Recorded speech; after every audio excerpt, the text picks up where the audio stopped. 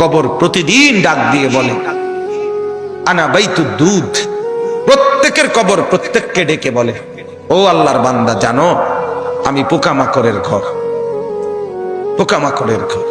তুমি তো সেই বান্দা যে একটা মশা কানের পাশ দিয়ে উড়ে গেলে তোমার ঘুম বন্ধ হয়ে যায়, চোখ মিলে যায়।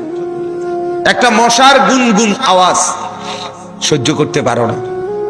একবার কয়েল, একবার অ্যারোসোল, একবার মশারি, এরপরও তুমি চাও যে একটা মশাও যেন আমার কানের কাছে গুনগুন না করে। তো 5 ঘন্টার ঘুমের জন্য, 6 ঘন্টার ঘুমের জন্য বান্দা এই যত্ন নিলা, অনন্তকাল কিংবা বছরের পর বছর কবরের যে ঘুম দিবা, পড়ে থাকবা সেই ঘরে, পোকা মাকড়ের ঘর, সেই ঘরে তুমি ঘুমাইবা কেমনে, থাকবা?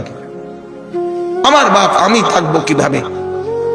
আমি থাকবো কিভাবে বলে? ভাবেন, আমিও ভাবি, আপনিও ভাবেন। উসিকুম ওয়া ইয়া, আপনাকেও বলছি, আমাকেও বলছি। এই এখন ঘরে গেলে আমরা সবাই ল্যাপ আর কম্বলের নিচেই তো শুয়ে যাব বাপ।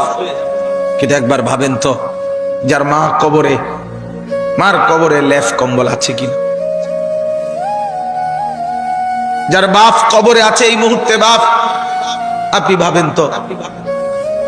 আমার এক পরিচিত মানুষ একতলা বাড়ি করছে ঢাকা, 4.5 কোটি টাকা খরচ।